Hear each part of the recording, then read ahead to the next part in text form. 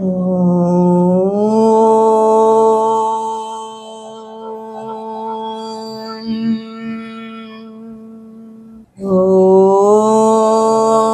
நம சிவாய. ஓம் அகஸ்தீஸ்வராய நமஹ. நம சிவாய. நாம் கடுவலி சித்தரின் பாடலை பார்த்து கொண்டிருக்கிறோம். மேலும் அவரின் சில பாடல்களை இன்றைய வீடியோவில் காண்போம். ஆத்மாவால் ஆடிடும் ஆட்டம் தேகத்து ஆத்மா அற்றபோதே ஆம் உடல் வாட்டம். வான்கதி மீதிலே நாட்டம் நாளும் வையில் உனக்கு வருமே கொண்டாட்டம். அதாவது இந்த உடல் என்பது பஞ்சபூதங்களின் செயற்கையாலான ஒரு கூடு, அவ்வளவுதான். இந்த உடல் அசைய வேண்டும் என்றால் உயிர் ஒன்று இருக்க வேண்டும். அந்த உயிர் ஆத்மாவை சார்ந்தது. அந்த உயிர் தூயமானது. அது இருந்தால்தான் இந்த உடலுக்கே ஆட்டம் உண்டு. இந்த உடல் அந்த மனம் என்ன கூறுகின்றதோ அதையெல்லாம் செய்யும். நல்ல மனமாக இருந்தால் நல்ல வழியில் இந்த உடலை பயன்படுத்தலாம். இல்ல நம்ம செய்த பாவங்களினால் தீய மனமாக இருந்தால் தீய வழியில் இந்த உடலை நாம் பயன்படுத்துகிறோம். எதுவென்றாலும் அந்த ஆத்மா உள் இருப்பதால் தான் இந்த உடல் அசைகின்றது. இல்லை என்றால் ஆத்மா இந்த உடலை விட்டு பிரிந்து விட்டால், உயிர் இந்த உடலை விட்டு பிரிந்து விட்டால் இந்த உடல் அசைவின்றி கிடக்கும். கொஞ்ச நாட்கள் கழிந்தால் அதில் சேர்ந்திருக்கும் அந்த பஞ்சபூதங்கள் எல்லாம் ஒன்றொன்றாக விட்டு பிரியும் பொழுது மிகவும் கஷ்ட நிலையில் ஆகிவிடும் இந்த உடல். அதற்கு முன் அதை எடுத்து அந்த பஞ்சபூதங்களுக்கே ஒப்படைத்து விடுவார்கள் சுற்றி உள்ளவர்கள். இல்லை என்றால் அவர்களுக்கு இருக்க முடியாது. ஆத்மாவால் ஆடிடும் ஆட்டம் இந்த உடலுக்கு தனியாக ஆட முடியாது. அந்த ஆத்மாவால் தான் ஆட முடிகிறது. தேகத்து ஆத்மா அற்ற போதே இந்த ஆத்மா இந்த உடலை விற்று போய்விட்டால் ஆம் உடல் வாட்டம் கண்டுவிடும். இந்த உடலில் இந்த ஆத்மா இருக்கும் பொழுதே ஒரு நல்ல கதியை அந்த மனம் உயிர் அடைய வேண்டும். இந்த உடலை அந்த மனமும் உயிரும் சேர்ந்து எடுத்திருப்பதன் நோக்கமே அதற்கு தான். அதை மறந்துவிட்டு வேறு ஏதேதோ வழியில் செல்கின்றது இந்த மனம். இந்த மனமும் இந்த உயிரும் சேர்ந்திருந்து ஒரு நல்கிதியை அடைய வேண்டும் இந்த உடலில் இருக்கும் பொழுதே. ஏனென்றால் இந்த ஒரு இறைவன் வழியில் செல்ல வேண்டும் என்றால் இந்த உடல் மிகவும் அவசியம். இது இல்லை என்றால் அந்த வழியை நாம் தேட முடியாது. இந்த உடலில் அந்த உயிர் இருக்கும் பொழுதே அதற்கான வழியை தேடிக்கொண்டு உடலை உதறிவிட்டு நல்கதியில் சென்று விட வேண்டும். அவ்வாறாக சென்றால் நீ வீடு பேறு அடைவதிலேயே உன் விருப்பம் இருந்தால், முக்தி அடைவதிலேயே உன் விருப்பம் இருந்தால் என்னாலும் எப்பொழுதும் இந்த உடலை வைத்து சந்தோஷமாக அனுபவிக்கலாம். இல்லை என்றால் இந்த மனதிற்கு வரும் கஷ்டத்திற்கு உட்பட்டு நாமும் கதி இல்லாமல் போய்விடுவோம். அதை மீறி அந்த ஈசனை அடைய வேண்டும் என்ற நோக்கம் இருந்தால் இந்த உடலை வைத்து அந்த நற்கதி அடையலாம். அப்பொழுது இந்த உடலின் உள் நன்றாக எப்பொழுதுமே சந்தோஷமாக இருக்கலாம் என்று கூறுகிறார். இந்த புராணங்கள் படியும் சரி, இந்த வேதம் படியும் எவ்வாறாக இந்த உடல் வந்தது என்றால், ஆத்மா அது எங்கும் பரந்திருக்கும் ஈசன். அவனைத்தான் ஈஸ்வரன் என்று கூறுகிறார்கள், சிவன் என்று கூறுகிறார்கள், நாராயணன் என்று கூறுகிறார்கள், பிரம்மம் என்று கூறுகிறார்கள், ஆத்மா என்றும் கூறுகிறார்கள். இதன் பிரதிபலிப்பு, அதாவது சித்தாபாசம், அதன் உடைய ஒரு பிரதிபலிப்பு இந்த மனதில் வந்து விழும். அப்பொழுதுதான் இந்த மனமே உயிர் பெறும். இந்த மனதில் தான் நாம் செய்த பாவ புண்ணியங்களின் கணக்குகள் எல்லாம் இருக்கிறது. இந்த மனம் அசைய வேண்டும் என்றால் அந்த ஒரு சித்தாபாசம் இதில் வந்து விட வேண்டும். அதாவது இந்த ஆத்மாவின் ஒரு ரிஃப்ளக்ஷன் என்று கூறுவார்கள், இது பிரதிபலிப்பு வந்து விட வேண்டும்.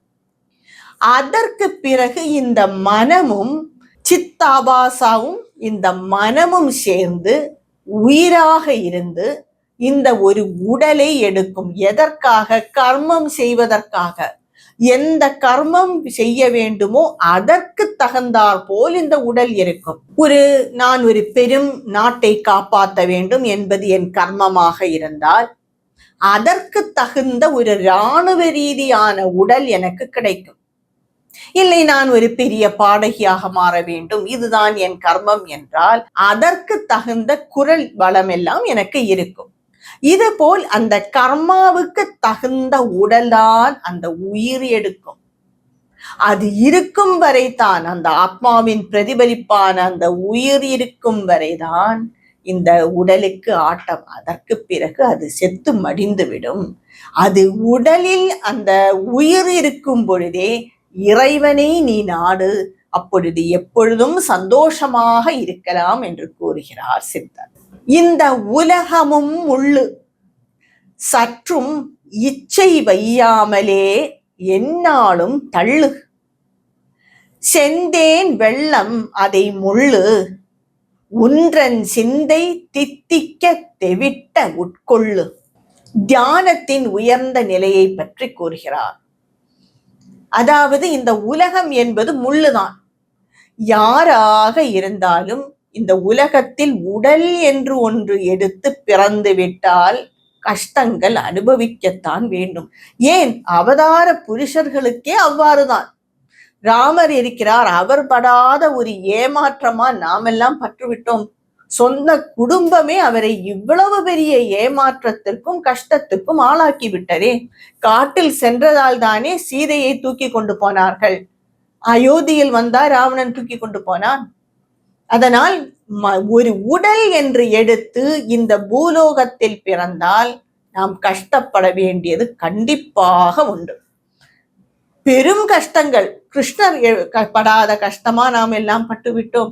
ஏன்? எவ்வளவோ அடியார்கள் இருக்கிறார்கள். மாணிக்க வாசகர் இருக்கிறார், அவரை பிடித்து அந்த ராஜா உள்ளே சிறையில் வைத்து விட்டார். எதற்காக? ஏதோ என்றோ செய்த பாவத்திற்காக. அதனால் இந்த உலகம் என்பது முள்ளு மட்டும்தான். அதில் சந்தோஷம் என்பது கொஞ்சம் வரும். கொஞ்சம் சந்தோஷம் வந்தால், ஒரு மணி நேரம் சந்தோஷம் அனுபவித்தால் மீதி நேரமெல்லாம் துக்கப்பட வேண்டிய ஏதோ ஒரு சூழ்நிலை வரும். அதுதான் இந்த இயற்கை, இந்த உலகத்தின் இயற்கை இது. அதனால் இதன் மேல் நீ அளவுக்கு மீறி இச்சை வைக்காதே. எதற்காக இச்சை வைக்கிறாய்? இந்த துன்பத்திற்காகவா? எவ்வளவுதான் தாம் சொத்துகள் இருந்தாலும் கண்டிப்பாக அதில் ஒரு கஷ்டம் சேர்ந்திருக்கும். அதனால் இந்த பணத்தின் மேலோ பதவியின் மேலோ வேறு எந்த ஒரு இதன் மேலோ ஆசை வைக்காதே. வைக்காமலே தள்ளிவிடு நாட்களை. ஆனால் என்ன செய்ய வேண்டும்? எப்படி தள்ள வேண்டும் அந்த நாட்களை? தியானம் இருந்து அந்த ஈசனையே நினைத்திருந்தால் அந்த ஒரு அனுபவம் உன் மனதில் அமிர்தாக மாறும். அதை எடுக்க எடுக்க மொண்டு கொண்டே இரு, எடுக்க எடுக்க பருகிக் கொண்டே இரு. தியான நிலையிலேயே அமர்ந்திரி. அப்பொழுது நமக்கு எப்பொழுதும் மனம் சந்தோஷமாக இருக்கும். நாம் கூட அனுபவித்திருப்போம். ஏதோ ஒரு கோவிலுக்கு சென்று நாம் நன்றாக பிரார்த்தனை செய்து வந்து விட்டால் அன்று முழுவதும் சந்தோஷமாக இருக்கும். ஒரு கோவிலுக்கு சென்றாலே அவ்வாறென்றால் தியானத்தில் இருந்தால் அதன்விட பல மடங்கு நம் மனம் சந்தோஷமாக இருக்கும். செந்தேன் வெள்ளம் அதை முள்ளு, உன்றன் சிந்தை தித்திக்க தெவிட்ட உட்கொள்ளு. அதை பருகிக்கொண்டே இரு. நிரந்தரமாக அந்த தியான நிலையிலேயே இரு. ஈசனை நீ அகத்தில் காணும் பொழுது புறத்தில் நீ காண்பதை விட மிகவும் இன்பமாக இருக்கும். அதற்காக இந்த உடலை நீ பிரயோஜனப்படுத்து. இல்லாமல் வேறு ஏது வெளியில் உள்ள சந்தோஷத்தை தேடி போனாலும் அது எந்த விதத்திலாவது உனக்கு முள் போல் உள்ளே இருந்து குத்தி கொண்டே இருக்கும். இதனால் நீ அந்த ஈசனை அகத்தில் கண்டு எந்த நிலையிலும் அந்த இன்பத்தை அனுபவித்து கொண்டு இந்த வாழ்க்கையை தள்ளிவிடு என்று கூறுகிறார் சித்தர். எவ்வகையாக நன்னீதி அவை எல்லாம் அறிந்தே எடுத்து நீ போதி, ஒவ்வாது என்ற பல சாதி யாவும் ஒன்று என்று அறிந்தே உணர்ந்துர ஓதி. சித்தர் கூறுகிறார், பல நூல்களை படித்து அதில் உள்ள நல்ல கருத்துக்களை எடுத்து நீ மற்றவர்களுக்கு பகிர்ந்து கொள். இது நீ சமுதாயத்திற்கு செய்யும் ஒரு பெரிய உதவியாகும். ஏனென்றால் இன்று பலருக்கும் அந்த பல விஷயங்களை படிப்பதற்கு நேரம் இல்லை.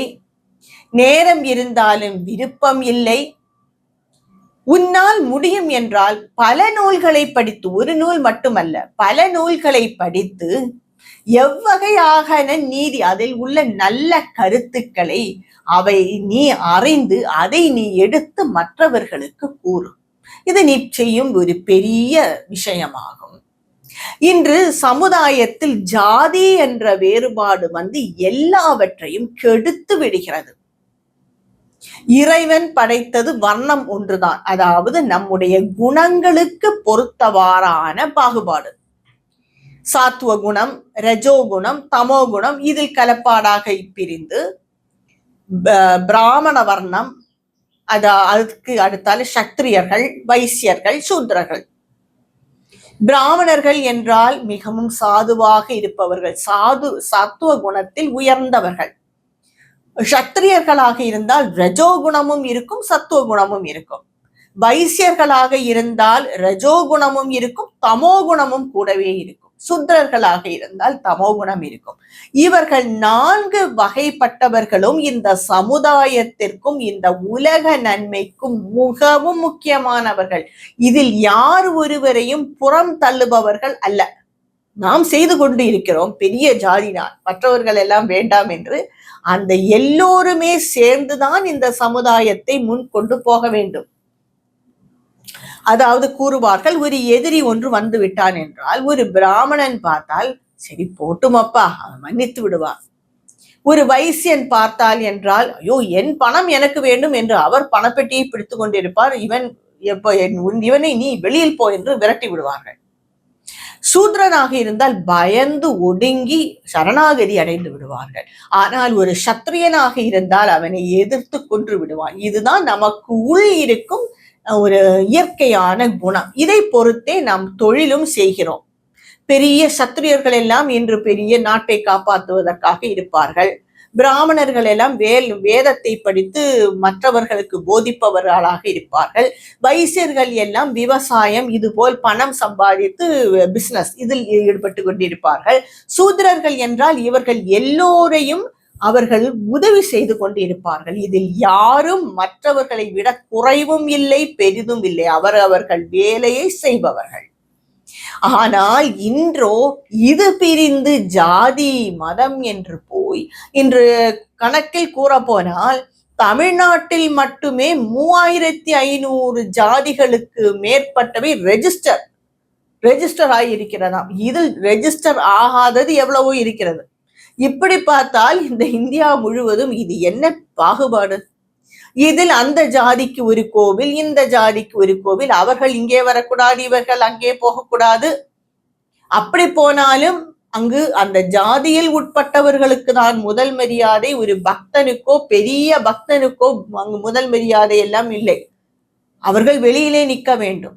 இவ்வாறாக தேவையில்லாத பாகுபாடினால் அது எங்குமே போய் சேராது. அது எந்த நன்மையும் செய்யாது. இதை எல்லாம் கிடையாது, ஒன்று என்று அறிந்தே உணர்ந்துர போதி. இது எல்லாம் ஒன்று, மனிதன் ஒன்றுதான் உண்டு. அவன் இறைவனை அடைவதற்காக இந்த உருவம் எடுத்திருக்கிறான்.